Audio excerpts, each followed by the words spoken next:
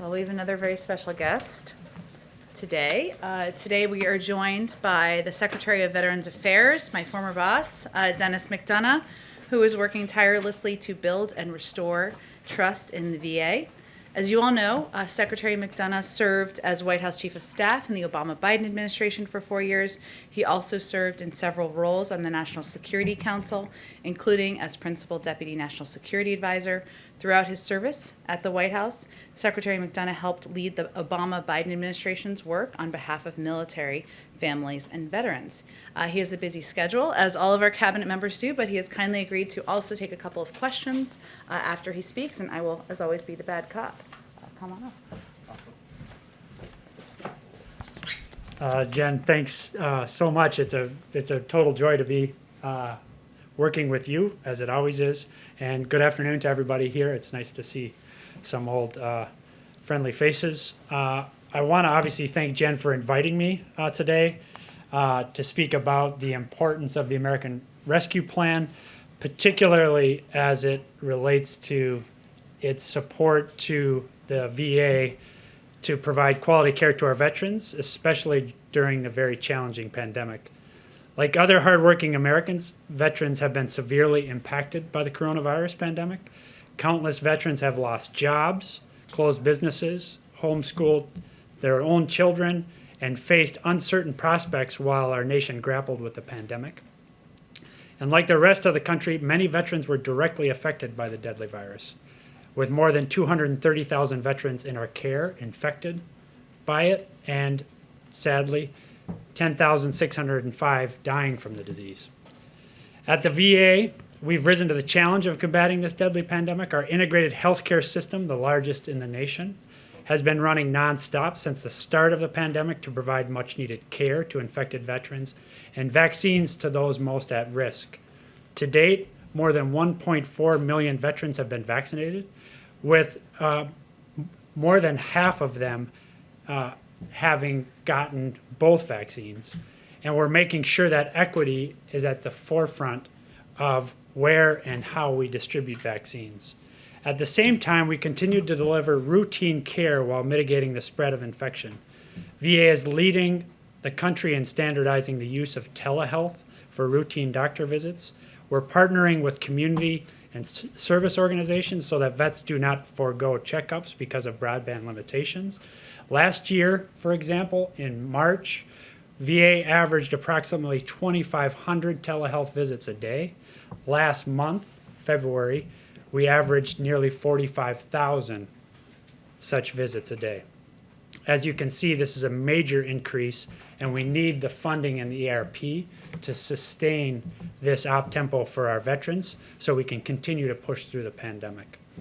Lastly, before getting into a little bit more detail on the health situation, the Veterans Benefits Administration continues to help veterans cope with the economic impact of the pandemic, from helping veterans avoid eviction and foreclosure to making sure that veterans can continue to rely on their GI Bill to pay for tuition. We make sure that VA can continue to adapt to these challenging times, and the President's American Rescue Plan will do just that. It will provide $17 billion in additional funding to VA, to include at least $13.5 billion to improve our ability to provide medical service to veterans affected by COVID, $272 million to cut through the backlog of disability claims, and help us manage the compensation exams that have access to which have worsened as a result of the pandemic, and $386 million to develop a rapid retraining program for veterans unemployed as a result of the pandemic. Now, let me just give you one other figure for you to consider. Since the start of the pandemic, 19 million appointments have been changed, canceled, or deferred as a result of the pandemic. 19 million. What we believe is, obviously, we've been able to compensate for those through the telehealth platforms, but not for all of them. And as a result of deferred care, which we're actually seeing across the healthcare system, not just in VA, we're going to see increased cost. And the ARP is critical to our ability to make sure that we can keep up with those demands of the increased cost. So our department remains fully committed, obviously, to fulfilling the sacred obligation that President Biden has made clear we have to those who serve in uniform. The rescue plan helps us deliver on that promise, especially in this unanticipated and significant time of crisis. We urge the Senate to pass the much-needed plan as soon as possible, and I thank you again, Jen, for the opportunity to be here with you. All right. Go ahead, Jeff. Secretary, can you explain how veterans should go about looking as to where to sign up for vaccination? Should they be going to the VA or should they be going to their states and localities? It's certainly been one of the trickiest parts of the vaccination process to figure out information on that. Yeah, so I want to start by telling, I think, what is a very positive story. Oftentimes you don't, at least we've not in the past been focused on good news stories about our scheduling process. Our scheduling process is actually working pretty well. And so the first answer, Jeff, is those veterans in our care, currently in the 75 and older and 65 and older, who are our particular focus at the moment, should be hearing from our schedulers. And our schedulers are in contact with them. And if you just take an example of the VA here in DC, they're moving through on some days, something like 80 veterans vaccinated in an hour. Now, that's obviously because of the vaccinators, it's because of the pharmacists, it's because of the nurses, but it's also because of the schedulers. And they're doing an amazing bit of work. So the first thing is they should be hearing from our schedulers. The second thing is we have a bunch of information on our website at va.gov, including how to get access to opportunities. And then we're working also with VSO partners and directly with veterans through even my office, whom we're hearing from, to make sure that they have the most recent information. Are there examples of frustrations? Absolutely. But we're staying obviously on top of this, Jeff, trying to be as transparent as possible. And in the first instance, reaching veterans directly to schedule them. Are there examples of overlap too, where veterans are maybe going to the VA, but also hearing from their local, or going to their state or local facilities as well? Definitely. And many of our veterans are obviously, this is the beauty of the integrated system, which is we provide care across the range of services. And so many of our, the over 6 million vets who are with us, rely on us for care across the board, are very sophisticated consumers of care. But then we have up to 9 million who are enrolled in the VA system, and they have choices, and we're seeing them make choices. But again, we are trying to be as affirmative and on the front foot as we can be so that we're providing that kind of information. I guess what I'm getting at, and sorry to ask one more, is isn't there some inefficiency there that would be a problem? Like if veterans just knew we can get our shots from the VA, that will clear space at these other facilities for other people, and it would ideally give them priority at the VA. Yeah, and I guess my answer isn't that there's not overlap and that there's not competition. There obviously is. But I think what we are seeing, Jeff, is that we are very efficiently moving veterans who qualify through the system, and we're hearing very positive feedback on that.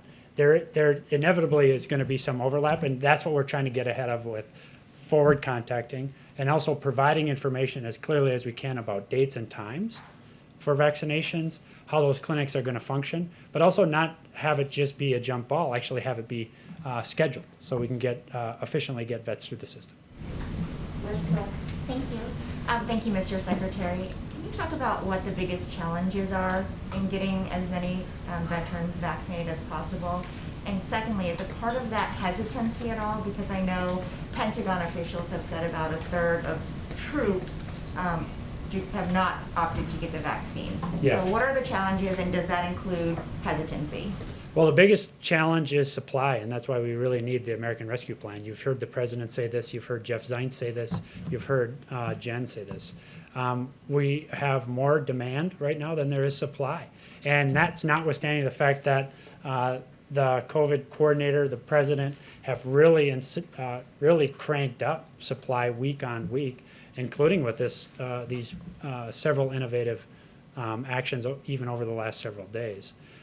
with Johnson & Johnson and enhancing the manufacturing capacity. So the big challenge for us is supply. From what I hear from our docs is from the moment we get it, our allotments are in arms within 2 to 3 days. Okay, so I think that's a pretty remarkable throughput. Now, on hesitancy, you know, our lead doc on this testified last week to Congress that, in fact, we're surprised that hesitancy is less than we feared. Now, that doesn't mean that we're not going to confront it. But right now, we're seeing significant demand, that demand outstripping supply, and that demand consistent across categories. In fact, our performance among black vets, Latino vets, and white vets is pretty consistent, if not outperforming in black and Latino vets, white vets uptake. Nevertheless, this is going to be a problem going forward, so we're working very closely with our VSOs, very closely with Congress, and then very closely to tell the story of the more than 1.4 million vets who have gotten vaccinated to date. We're talking about what that experience has been, which is overwhelmingly positive. But we need the funding from ARP to get this done. Follow on the supply. Is there a set amount that you're getting every week from the administration, and have you asked Jeff Zients to increase that? There is a process, well-established process, that's run through the interagency. So we get our allotment every week out of that process. We then channel it out to what we call our VISNs, which are our regional setups across the country, based on their population of the target populations. So we have a very straightforward, transparent process by which we get our allotment and dish it out. Now, I think the question over time is, we're trying to demonstrate at VA that we're very efficient at moving it through, in the hopes that as there's extra, that it comes our way. So, for example, about 3 weeks ago, there's 200,000 doses. That was additive to our allotment, and we, as with everything else we're getting, we move that quickly through the system into vets' arms on a very clear, efficient process. Thank you. On another topic, as the Capitol's on alert today, I wanted to ask you about the veterans who played a role in the January 6th attack. We've seen 30-plus veterans be arrested for participating. We see these militia groups that are actively trying to recruit veterans. What, if anything, can the VA do? Are you considering doing to try and combat some of this? Yeah, so I also, just to fill out the story, I also saw veterans on that day, including members of Congress who were veterans doing remarkable things, including members of the DCPD and the Capitol PD, veterans doing remarkable things. And so I think it's a full picture there that underscores that basically veterans continue to play a critical role in the country even after they retire from active duty, and we're very proud of that. As to the questions you raise, we'll take a look at that. We don't have anything specific to announce now, but again, I want to make sure that we have a full picture of things like remarkable members in the House. Mr. Gallego is one who comes to mind. Senator Cotton in the Senate. These people taking concrete action in support of democracy on the ground that day, they're vets too. Bill? Thank you, Mr. Secretary. Two, if you don't mind. The first one, COVID related. You talked about missed appointments and kind of what COVID has taken away. When it comes to suicide, what is the VA doing right now tangibly to reach out to veterans proactively? Not just messaging campaigns, though I know those are important, but to proactively reach out to veterans to ensure that needs in that general area are being met. Yeah, it's a major priority for obvious reasons, and it's heartbreaking.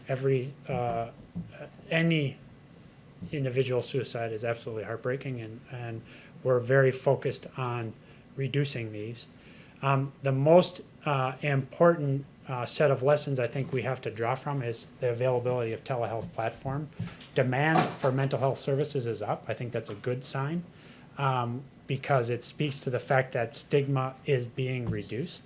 However, there's still too much.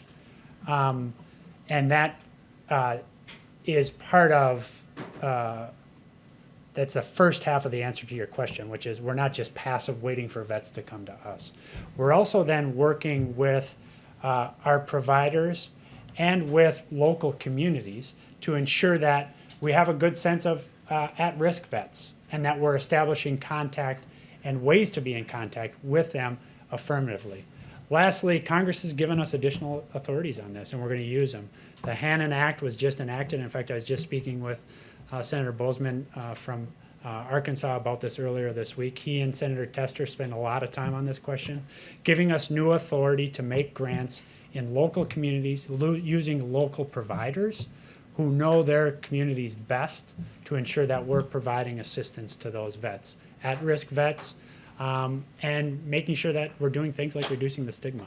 So that's what we're doing, Phil. And then just real quick from a policy question, I know this came up during your confirmation hearing, but do you have a plan right now to either reverse or significantly revise the community access standards through the VA Mission Act? I don't have a specific plan on that. I'm very in active discussion with people like Senator Moran, Senator Tester, Senator Sanders about what we're seeing. We're also beginning to get data about last fiscal year, what happened in the community. This is the data we're getting now is pre-COVID, so basically first quarter and a half of FY20. And what we're seeing there is a pretty significant uptake in the community. And so we got to, A, be a good partner with that, ensure that we're paying those bills on time to local providers. We're keeping vibrant networks so our people have places that they can find care. But we also have to be really careful that we're also maintaining investment in the integrated system of the VA itself. We have to recapitalize that and make sure that these institutions, many of them over 50 years old, are brought up to speed. The ARP will be important to that too. Things like new HVAC, new air control systems, zero pressure rooms, so we're not moving that virus through the hospital. Those are all things that are going to be enabled by the ARP, and that's why we really need the Senate to get this done. All right, let's do the last question. Then we'll have to have them come back. Go ahead. Thank you, Mr. Secretary. At the top of your remarks, you mentioned the importance of keeping veterans in their homes. The moratorium on forbearance and foreclosures, of course, was extended through June. Yes. Do you think it should be extended further? Well, we'll take a look at that, and we're taking a look at a lot of those things. Incidentally and importantly, in the ARP is additional funding for homelessness programming. We know that this continues to bedevil us as a country. It's an outrage any night that any vet is homeless. We're, over the last 10 years, down 50% on those numbers, but they're creeping back up as a result of the pandemic. And 50%, while progress, is nowhere near where we need to be. So we need that funding in the ARP. Thank you so much, Secretary McDonough. Thank You'll you. have to come back. Yeah, thank you very much. It's great to see everybody. Thank you. All right, a couple of other things at the top. As you all saw, many of you reported on this morning, the numbers from the Labor Department out show the 50th week in a row with new unemployment claims claims exceeded their pre-pandemic high. Hundreds of thousands of Americans are continuing to struggle in this economy. We can't get numb to what this represents. These are moms and dads, friends and neighbors who will now have to worry about how they'll support families, put food on the table, and make ends meet in the midst of a pandemic. This also underscores the need for Congress to move quickly to pass the American Rescue Plan to get $1,400 checks to the American people. You may have also seen today, if you're covering economic issues, I should say, that the Treasury Department announced a new program called the Emergency Capital Investment Program. Through this program, Treasury will make a $9 billion investment in community financial institutions that have a track record in investing in financially underserved communities, which have been particularly hurt by the pandemic.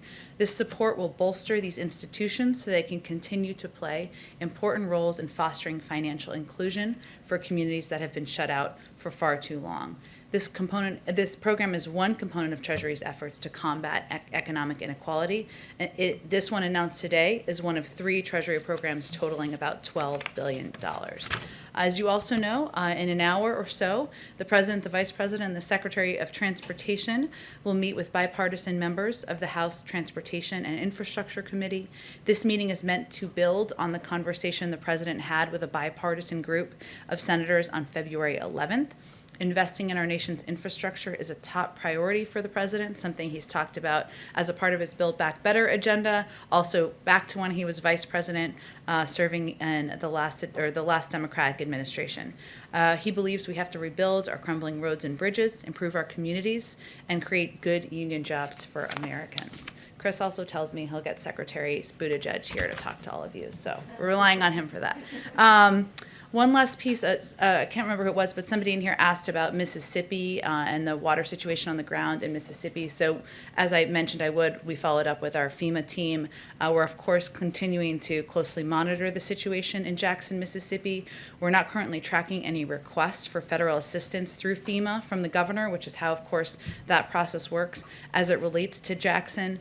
The Mississippi State National Guard has numerous water distribution sites in place, and the federal government, including the EPA, remains in close touch with the governor and mayor to offer support. Alex, why don't you kick us off? Sure, thanks, Jen. Two questions. Let's start with international. What is the U.S. doing to help free AP journalist Thein Sein and other journalists detained in Myanmar, including the ongoing crackdown against protesters there? Has there been any outreach to authorities there, and what's been the response?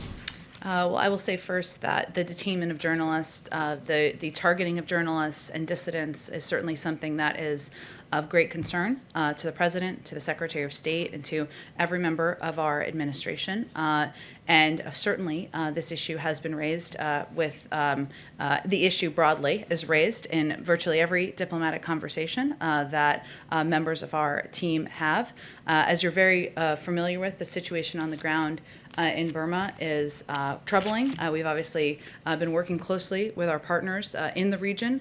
We've taken sanction steps, as you know, to send a clear message that it's unacceptable. I don't have any diplomatic conversations to update you on. Those would likely happen through the State Department, so I would certainly suggest you reach out to them directly. And then domestically, we've seen a couple of high-profile IG reports out this week about former Trump officials. Does the president believe that inspector generals should continue to investigate and potentially pursue punitive measures against these Trump officials that are no longer in office, or does he think it's time to turn the page? Well, as you know, the Department of Transportation Officer of Inspector General initiated the investigation into the former secretary during the Trump administration and completed the investigation under the leadership of a Trump-appointed Inspector General. The Inspector Generals across agencies are independent for a reason, and we certainly respect their role in moving forward or seeing those investigations through as they see fit. Go ahead, Mary. The governor of Mississippi has responded to the president's comments yesterday, and he seems to have taken offense at some of the president's language. He says Mississippians don't need handlers. I just think we should trust Americans and not insult them. He's making an argument that this is really about personal liberty here. Does the president have any second thoughts about the language that he used yesterday, and how does comparing someone to a Neanderthal help convince them to change course and get on board with your public health message? The behavior of a Neanderthal, just to be very clear, the behavior of. Look, I think the president, what everybody saw yesterday was a reflection of his frustration and exasperation, which I think many American people have, that for almost a year now, people across the country have sacrificed. And many times they haven't had information they need from the federal government. They haven't had access to a greater understanding of what the public health guidelines should look like. And those include many, many people in Mississippi, in Texas, in Ohio, Florida, in every state across the country. And, he believes that with more than 500,000 Americans' lives lost, with families that continue to suffer, that it's imperative that people listen across the country, whether they live in a red state or a blue state, to the guidance of public health experts. At the same time, you've watched the president closely for some time, Mary, as you all have. He's going to engage with and talk with people who disagree with him on a range of issues, including this one. But he believes that if we're going to get this pandemic under control, we need to follow public health guidelines. He simply was asked the American people to abide by wearing masks for 100 days. We're at about day 40. Are we at day 40? Around there. 60 more days. That's what he's asking, and he's certainly hopeful that businesses and people across the country will continue to do that. Has he reached out to Governors Reeves and Abbott to convince them to try and change course here? I don't think his view on mask wearing is a secret. They're certainly familiar with it. He's talked about it many, many times, and I'm certain when he speaks with them next, he will convey that directly. The president has said that he hopes, he's hopeful that by this time next year we may be getting some semblance of normalcy again. Mm-hmm. Is there a concern that as we see states like Mississippi and Texas take these actions, if others follow suit, that could shift the timeline, that a few states could set back the timeline here? Well, what the president has said publicly and certainly conveyed to all of us is he can't do this alone. The federal government cannot do this alone. This is going to require additional sacrifice from the American people. He doesn't think that's easy. None of us think that's easy. But he has ordered enough vaccines to ensure everybody in the country is vaccinated. And we will have those vaccines by the end of May. But it will require ongoing social distancing, ongoing mask wearing, as we've been talking about, and it will also require the American people getting the vaccine. He can't force individuals to do that. So he can just project the recommendations of public health officials. He can take steps, as he has over the last couple of days, to ensure that communities are prioritized who are playing key roles in society. But he can't do it on behalf of the public, and it is going to require the public to play an important and vital role here too. Just one question on vaccines. The president has been pretty critical of the prior administration's handling of this pandemic, saying you inherited a mess here. But when it comes to vaccinations, you are following some of the same playbook here. So does the prior administration deserve some credit for laying the groundwork? Which ones are we following? Well, for instance, former Trump HHS Assistant Secretary Admiral Brett Giroir has said that you're following 99% of the playbook they created on vaccines. He has said that the prior administration deserves more credit here for at least getting the ball rolling on some of these. I don't think anyone deserves credit when 500,000 people in the country have died of this pandemic. So what our focus is on, and when the president's focus is on when he came into office just over a month ago, was ensuring that we had enough vaccines. We are going to have them now. We had enough vaccinators and we had enough vaccine locations to get this pandemic under control. There's no question, and all data points to the fact that there were not enough of any of those things when he took office.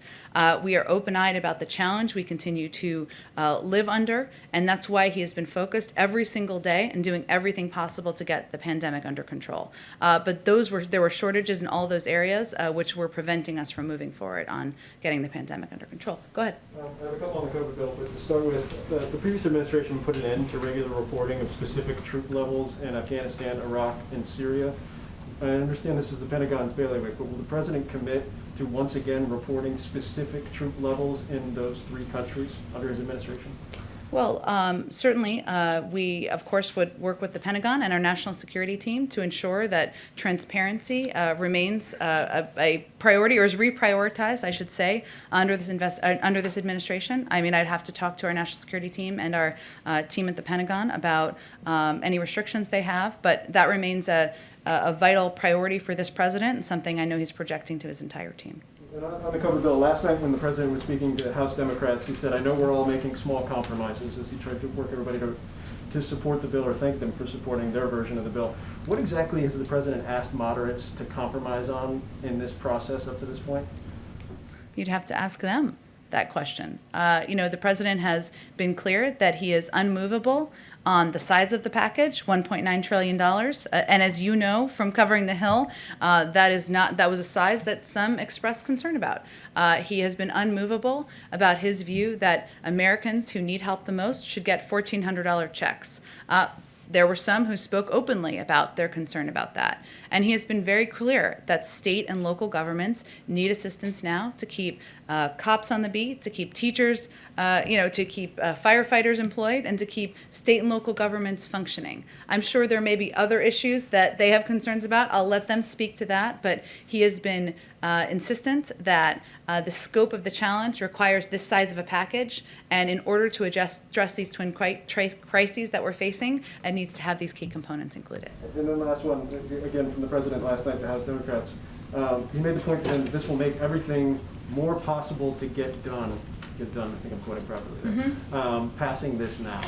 Is that the kind of theory of the case here? You get this done at this scale, and all of a sudden some of the difficulties you may have in the U.S. Senate become less so because people see that you were able to produce? I just want to make sure that I understand kind of his thought process going forward. I'm not sure what the context of that comment was. Can you tell me more of the context of it? Yeah, I don't have the full thing in front of me. Sorry about that. I was just struck because he said, if I will paraphrase, I promise I'm being accurate when I paraphrase this, that the idea being that if they get this done, there will be more trust in government, and if there's more trust in government, therefore, people will be willing to get behind maybe the priorities that House Democrats have going forward, whether that's on infrastructure, whether that's on climate, any of those things. He didn't list those off. And so I guess that's my question is, does the administration look at the American Rescue Plan and say, this is our springboard to doing even more broad-based, more bold, in the words of the administration, legislative proposals in the future? We don't look at it through as political legislative of a lens as you just outlined, but I will say that the president came into office knowing that getting the pandemic under control, helping address and put people back to work, the millions and millions of Americans who are struggling to make ends meet, the 1 in 7 American families that can't put food on the table, that he knew that those would be his top 2 priorities, his top 1, 2, 3, 4, pandemic, economic recovery, pandemic, economic recovery. And that is what this package is meant to help address. And what I've heard him say, and this sounds consistent with that, while I don't know the full context of this, is that of course he wants to build his agenda beyond getting the pandemic under control, beyond addressing and stemming the tide of an economic crisis, because he believes that investing in infrastructure is imperative and long overdue. He believes that modernizing our immigration system is long overdue and is good for the American people, good for our economy. He believes there needs to be more done for caregiving. He believes we need to do more to protect our health, to ensure more people have access to health care. So there's no question that he views the early part of his presidency as focused on these twin crises, but he is hardly going to be done with his agenda and work once we have this package signed into law. Go ahead, Mario. Thanks, Jen. Does the president believe that the House Ways and Means Committee should be able to obtain Donald Trump's tax returns? We certainly leave that up to them. The president spoke about this on the campaign trail, but his focus at this point is not looking backward at the former guy, as he has called him in the past. But yesterday, the Treasury and the administration at large asked for more time on how to respond to the subpoena. He won't weigh in on that, the president? We'll leave it to the Treasury Department and Department of Justice, and our focus is on getting relief to the American people, on getting the pandemic under control. That's keeping us pretty busy, so we'll leave that work to others in the federal government and in Congress. Go ahead. One more, if I can, economic based. Sure. Gasoline prices are approaching $3 per gallon for the first time since 2014. Americans, as you well know, are cash strapped. Is the president planning to intervene somehow? OPEC Plus came out this morning and said that they were going to limit supply. Does the president plan to intervene somehow, maybe call the Saudi government, Russia, anything in the toolbox to rein in the gas prices?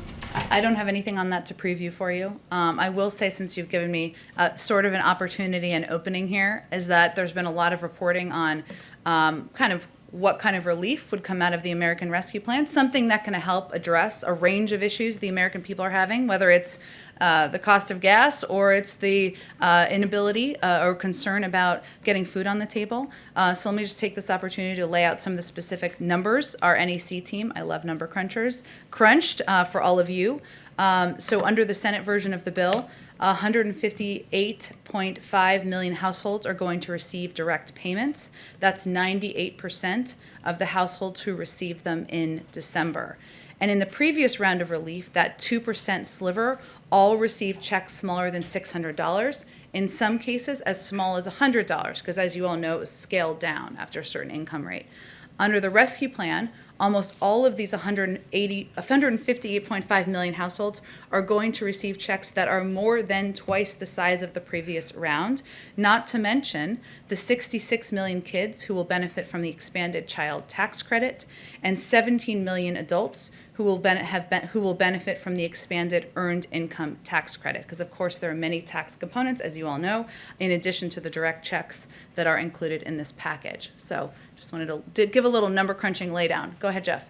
Jen, going back to Texas and Mississippi, is the White House concerned and the COVID team concerned that the loosening or lifting of restrictions in those states will lead to these COVID variants to spread more?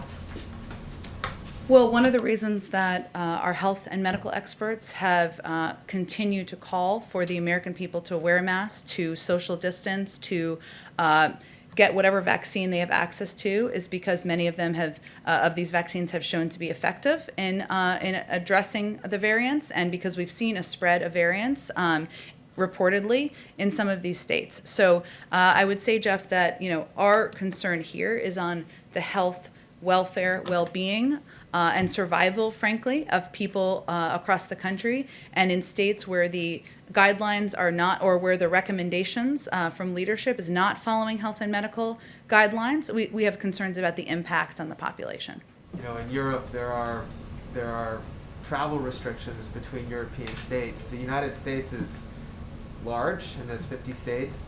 Is there any discussion of restrictions for traveling between states when different states have such different ideas about how to fight COVID? And would you encourage or discourage other Americans from traveling to Texas or Mississippi right now? I'm not aware of any discussions, and I certainly wouldn't do that from here. But I would just say, Jeff, that we are going to continue to use every method of the bully pulpit at our disposal to convey directly to people living across the country, including in many of these states, that mask wearing, social distancing, getting access to the vaccine is the path to go back to normal. And that is how we are going to get it done, and how the American people can return to, believe me, I'd love to take my kids to birthday parties and to parks and to go to a restaurant. I haven't been to one in a year. We all want that. This is the pathway to do that. And that's what we'll continue to convey. Go ahead. One more quick one on another topic. I'm sorry. The Capitol is on high alert today because of the potential of an attack related to conspiracy theory about this date. Is the White House taking any additional security measures, and can you share any intel or readout about what you know about the threat? Well, let me first say, Jeff, that on the specifics of today's threats, the FBI and DHS have warned that the threat from domestic violent extremism, particularly racially motivated and anti-government extremists, did not begin or end on January 6th. And we have been vigilant day in and day out. Our national security and homeland security team has been since then, in part because we are witnessing a years-long trend of false narratives fueling violence, and the current heightened security environment in the national capital region writ large is an illustration of that. I'm not going to outline any security steps from here at any point in time, but I can say that our team is, of course, our team, the president personally remains deeply engaged in tracking these threats and receiving regular updates, as he does from his team, about threats, of course, but about incidents happening across the country. It's something he is personally engaged in. It's reflected in the comprehensive review he ordered in his first week of the job. He's also a diligent and an eager consumer of intelligence. And as you'd expect, appropriate elements of the intelligence community and law enforcement are providing a steady pace of information and analysis on a regular basis on domestic violent extremism in the country. Go ahead. Thank you, Jen. As more people are getting vaccinated every day, there's still a lack of clarity about what they should and shouldn't do. And we have reported that the CDC guidance for them was supposed to be released today, but that's no longer happening. Do you have any guidance about why not, and when Americans should expect to see recommendations? I would certainly point you to the CDC. I believe they said in your story, or maybe another story perhaps, that the CDC's guidance will not be posted tomorrow. This is a quote from them, because we have not finalized it here at CDC. Once it is final, we will publish and disseminate it. And certainly we know people are eager to hear more details about steps they can take once they're vaccinated. And we certainly think that once people have a sense of that, hopefully, and we'll see it when we see it, it will hopefully encourage people to get vaccinated as well. But they're on their own timeline, and we'll wait to see when they're ready to put out that guidelines. So the White House has not seen them yet? I'm not aware of the White House reviewing the guidelines, no. And then on Texas, Governor Abbott said that the Biden administration must stop importing COVID into the country because he claims that COVID positive migrants are being bused into Texas and then sent to other places in the country. Do you have a response to that? And can you elaborate on what the government is doing to test migrants, if anything? Sure. Well, we're about facts around here. That is not factual. So let me give you an overview of what happens.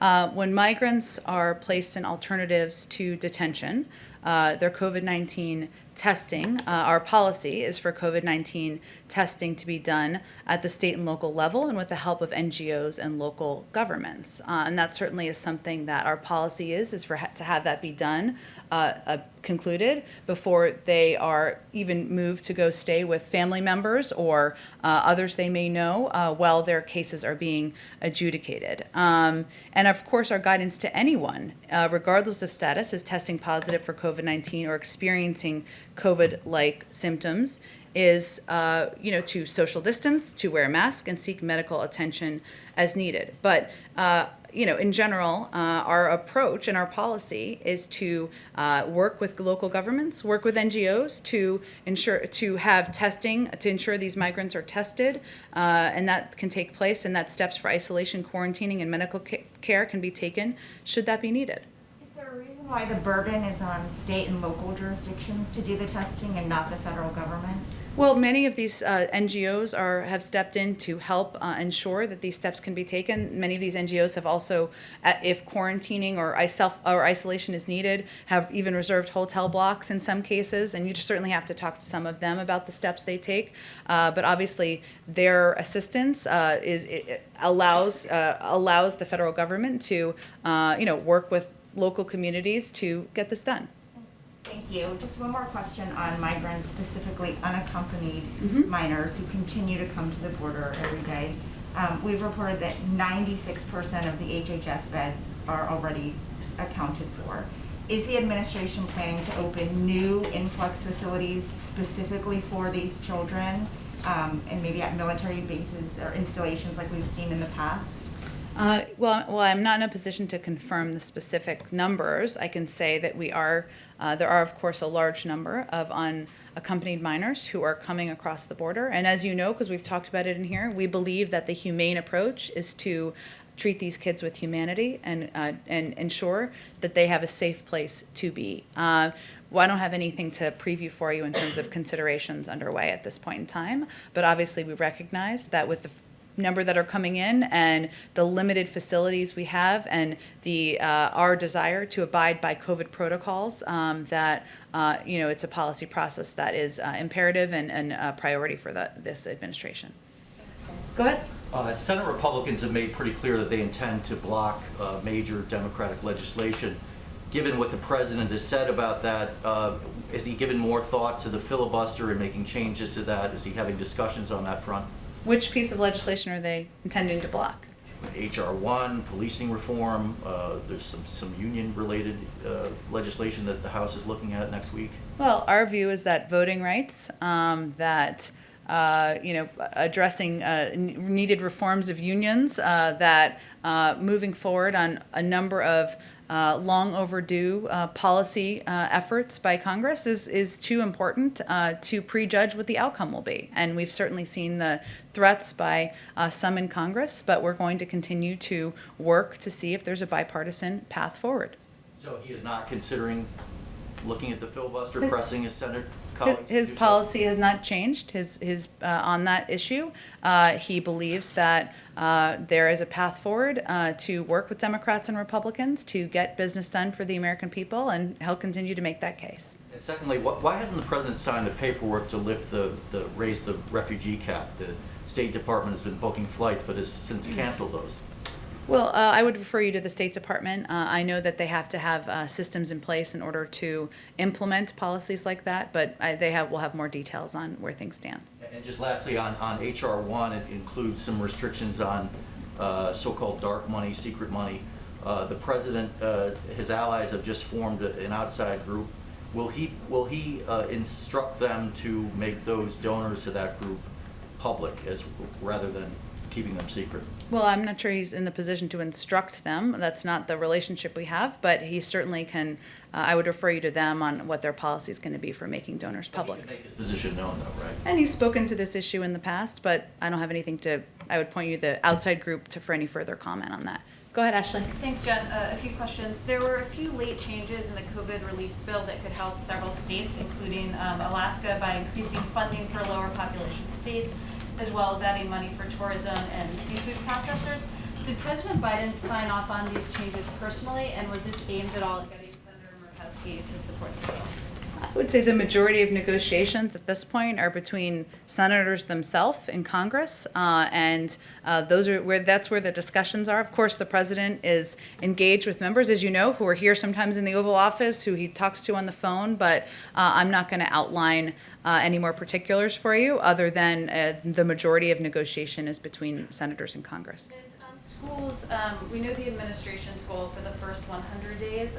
Can you talk a little bit about what the public should expect for the fall when the new school year will start, what the goal is and what the reasonable expectation should be? Well, we don't have new goals to outline, but I would tell you that now that we have a Secretary of Education in place, his number one priority is ensuring schools are open, that they're open 5 days a week, that schools have the information they need to put in place the mitigation steps. Obviously, we need the money from the American Rescue Plan to get that done in certain communities, but our objective is for schools to certainly be open. But is it fair, is it a reasonable expectation for parents and families to expect that kids will be back in what we think of as a more traditional classroom setting 5 days a week for the next grade in the fall?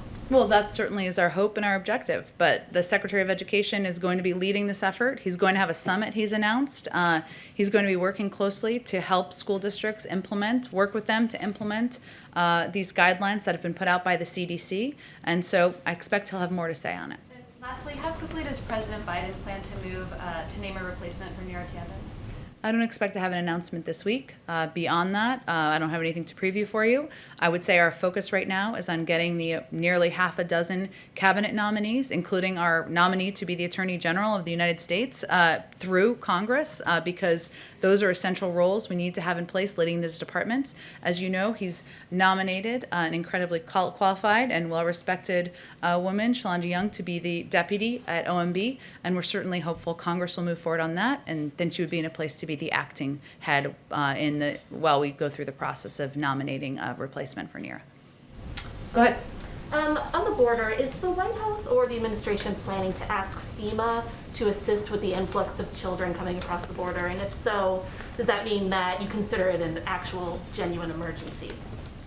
Well, I would say that that's probably a question for the Department of Homeland Security, who obviously oversees that, and the Department of Health and Human Services, who oversees the facilities and the shelters where these kids are. Certainly one of our concerns is that there is, as we were talking about earlier, an influx of kids at a rate and a pace that is going to require us to, make considerations about where we're going to safely house them, and that is something that is under discussion in the administration, but I don't have any. I would just send you to them, who oversee the Department of Homeland Security, oversees the process. And in the current stimulus proposal, the child tax credit is expanded temporarily from $2,000 to $3,000. Would the president support making that expansion permanent, or any of the other temporary expansions in the bill permanent? Well, the president is interested in exploring options for making the child tax credit permanent as part of the Build Back Better agenda. He's been heartened to see bipartisan support for ideas like this, including from Republicans like Senator Romney. But we'll have more to say about all of that once we get the rescue plan passed. And just one more. The president has traveled back to Wilmington a couple of times since taking office. The CDC does still urge people not to travel for personal reasons. Obviously, presidential travel is very different than commercial travel, but should the president be doing more to set an example about personal travel during the pandemic? Well, the president lives in Wilmington. It's his home. That's where he's lived for many, many years. And as you know, as any president of the United States does, he takes a private airplane called Air Force One to travel there. That is, of course, a unique from most Americans, but I think most Americans would also see that as a unique circumstance. Go ahead. Thank you, Jen. So a group of 9/11 families sent a letter to President Biden this week, and they're asking that that he declassify FBI documents that talk about the Saudi link to the September 11th terror attacks. Would this be something that President Biden would consider? I would send you the Department of Justice. And then another question. 4 years ago this week, President Trump announced that he was going to donate the first quarter of his salary basically back to the government. Wondering, obviously realize they have very different financial circumstances, but will We don't know. We haven't seen his tax returns. That is true. We're not sure. But will the president consider donating a portion of his salary either back to the government or to a charity of his choice? I'm happy to talk to him about that and get back to you directly, or others who are interested. Go ahead in the back. Hi, Sue Donnelly from the Irish Times. Just a bit of change of tack. Given we're in March and less than 2 weeks away from St. Patrick's Day, I was wondering, what are the White House plans to mark St. Patrick's Day? We do know that the President Biden, is very proud of his Irish heritage, and just wanted to know, do you have any update on the plans for that? I don't have an update on specific plans, but the president has a special place in his heart for the Irish, as do I, and I expect certainly we'll have more details to share in the coming soon, given as you said it's 2 weeks away. Of course, any recognition of St. Patrick's Day would look different but from past years, but we will certainly mark the day and we'll have more to say on it as we get closer. And just a second question on trade. This morning, the Biden administration suspended tariffs on UK exports as part of the Boeing Airbus ongoing dispute. But also on the on this area today, and there are continuing tensions around Brexit in Northern Ireland, and the UK has been accused of reneging on international law for the second time over a delay in imposing checks between Northern Ireland and Great Britain. Just those two aspects, in terms of a UK-US trade deal, where do things stand now at the administration? Is a UK-US trade deal a priority for this administration? Or are they concerned? President Biden has said before that, and I quote, any trade deal between the US and UK must be contingent upon respect for the Good Friday Agreement in Northern Ireland. So that certainly remains the case. I will say, 'cause since you brought up, and everybody may not be following the suspension of tariffs news this morning, in a joint statement, the United States and the United Kingdom announced a 4-month suspension of tariffs related to the ongoing large civilian aircraft dispute, and the 4-month tariff suspension was agreed to ease the burden on industry and take a bold joint step towards resolving the longest-running dispute, one of the longest-running disputes at the World Trade Organization. And certainly President Biden has been an unequivocal, I should say, in his support for the Good Friday Agreement. This agreement has been the bedrock of peace, stability, and prosperity for all the people of Northern Ireland. We are also welcome cooperation between our British and Irish partners on the Northern Irish Protocol and the recent strong statements on these governments' full commitment to the Good Friday Agreement. Final one on the Boeing dispute. The fact that the UK has moved to suspend these tariffs on UK exports, is this a sign that the US is prepared to reach some kind of negotiation settlement with the EU on the tariffs on this very long-running disagreement over Boeing and Airbus? I don't have anything to preview for you on that.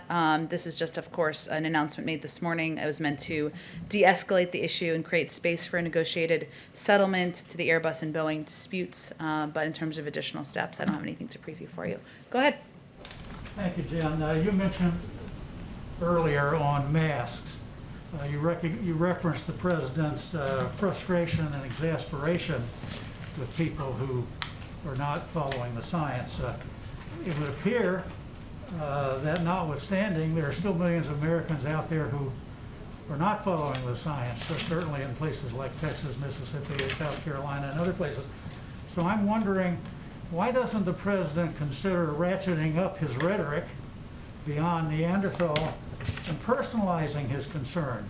Why doesn't he think about saying, folks, here's the deal. If you don't wear your mask, people are going to die because of you. That would certainly get people's attention. Well noted. I will say the president has been clear that if people wear masks for 100 days, 60,000 lives could be saved. And he has been clear. He did a whole PSA during the Super Bowl about it, about the benefit and impact of mask wearing. He also, though, does not believe that people of any state or any American should be hurt by the guidance of their leadership. And so that's why he's spoken directly to the American people. We all are trying to, about the impact of mask wearing, of social distancing, and of taking the vaccine when people can have access to it. Go ahead in the back. To the EU and China, what does the president expect from the Europeans in terms of confronting China, which he calls a strategic competitor? And how does the president see the EU China investment deal which they struck shortly before he took office?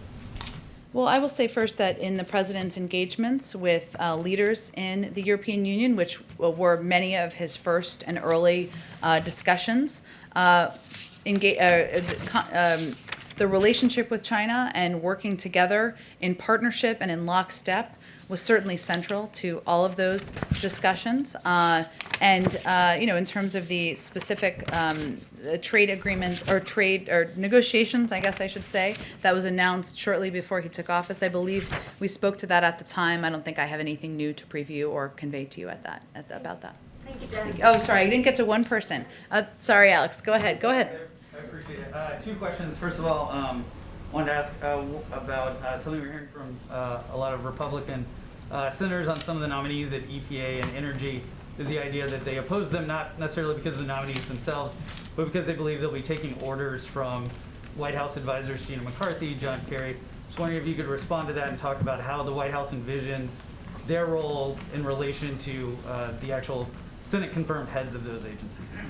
It really depends on the agency. As you well know, some are independent, some are not independent. Obviously, anyone who's a nominee to lead a cabinet agency that is not independent is there in part to deliver on the agenda and the policies of the President of the United States. And they certainly know that when they walk into the jobs. But he also welcomes debate and welcomes proposals and welcomes ideas on how to address the various crises we're facing, including the climate crisis. So it really depends on who you're speaking to or who you're speaking about. I think the president's feels confident that his nominees across the board are qualified, they're experienced, they're prepared to do the job, and he's eager to have his team in place and hopeful that the Senate moves forward to confirm the remainder of his nominees. And then if I could also, any White House reaction to Microsoft and this hack that they're talking about, is the president taking any steps, being kept up to date, being briefed on this? I'd have to talk to our cyber team about that and see if there have been any updates or briefings on our end. Go ahead, Ashley. Following up on Shalonda Young, you said that the hope is that she'll be the acting director. She has a ton of support on Capitol Hill from the CDC, from House Democratic leadership. Why has the administration not just gone ahead and nominated her to be the official director? Well, the president thinks so highly of her. He nominated her to be the deputy director of OMB, which is a very senior and significant job and role in the administration. All I was conveying is how the process works. If when the deputy is confirmed, knock on wood, they will then become the acting director. Hence, there is a need and an imperative to move forward on that quickly. I will reserve his space for him making his own decision about who is going to lead the budget department. We certainly know there's lots of support on Capitol Hill, and again, he thinks so highly of her, he nominated her to serve in a senior role. Well, he thinks so highly of her. I guess, why is the obvious next step not just to appoint her to that top position? Well, Ashley, there's a range of individuals in the country who are qualified for the job, so we'll leave him the space and time to make a decision about who he'd like to nominate as a replacement for Neera Tanden. Okay, last one, actually. I'm sorry, we've gone over now. Go ahead. Jen, just a quick follow-up. Did the president directly speak to Alabama Governor Kay Ivey, who's actually said that she's going to extend her? She did, and I meant to raise that. I'm not aware of a direct conversation between them today. Obviously, the president's view and his support for the mask mandate and encouraging people to wear masks, given the advice of his health and medical experts, is well known. It's something he's raised on calls with governors. Our health and COVID team has raised on calls with governors, but I'm not aware of a direct call between them today. Do you know if he's talked to any other Republicans who might be flirting with this idea of opening prematurely? I don't have any other calls to read out for you at this point in time. Thanks so much, everyone.